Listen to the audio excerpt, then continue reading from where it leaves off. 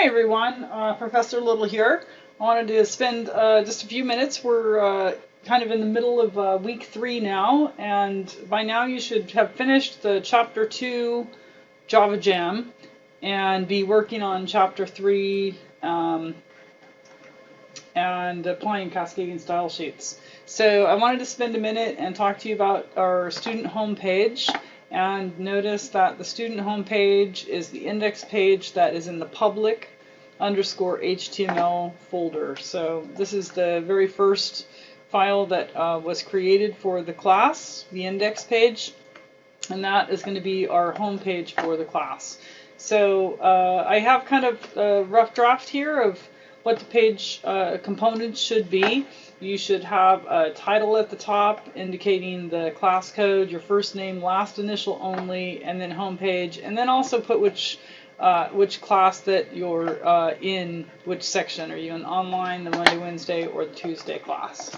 And then I would like to have headings for the introduction, your education background, favorite places on the web, and then your Java Jam assignments. And under the favorite places on the web, you can see that I subcategorized, places for Sacramento City College and then tools for school. So it would be good for you to list the Sacramento City College links and then, go ahead and put a couple of tools for school. And then if you want to have any other favorites, this is your home page, so there's not any specific rule for what you have to have on here or layout, but I would like to see you applying your CSS skills, and then at a minimum have this introduction, education background, favorite places on the web, and then your Java Jam assignments. So with the Java Jam assignments, that is key that these link to the chapter folder. So recall from when you did your folder setup, you have a public folder, and then inside the public folder you have your index, which is this home page, and then you have Java Jam. Now also notice that you have subfolders for each chapter, and once you're in a chapter you'll have another index, but this is the index to Java Jam itself, a totally different file than the student homepage that you coded.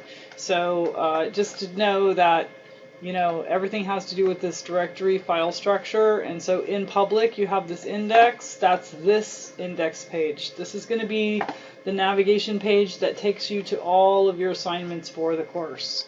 And then of course once you get into Java Jam, you have the files for each assignment. So chapter 2 Java Jam, when you finish it, it should have all of the structure. So many of you guys have already finished chapter 2, and basically you just did the layout structure to navigate for the home and menu, and you set up a placeholder for music and jobs, but the only pages that you actually coded for chapter 2 was the home and the menu. So that's the work I actually want to see for chapter 2. And I'll be looking at your code, and I would like to see you guys using an HTML comment at the top of every page that shows that you coded the page and what date that you coded that page. So again, this is an HTML comment. This is the opening for a comment, and then this is the closing for a comment. And then good habits, start commenting your code as you go, just because it's good practice to comment your code. So back to the Java Jam. So your home index page, this is the public _HTML / index.html.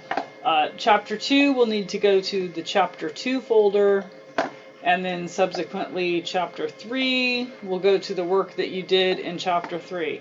And also recall that when you finish chapter 2, you are going to take these files and copy them to the empty chapter 3 folder, and then you'll start coding them. And then once you're done with chapter 3, you'll have this extra file for the CSS, because that's what was concluded in chapter 3. So, and then once you finish with chapter 3, you'll take all of these files and you will copy them to the chapter 4 folder before you begin coding. And then there's also some student data files that you will need for chapter 4, and you can get those out of the D2L classroom in class materials and reference. I have a link to the student data files there.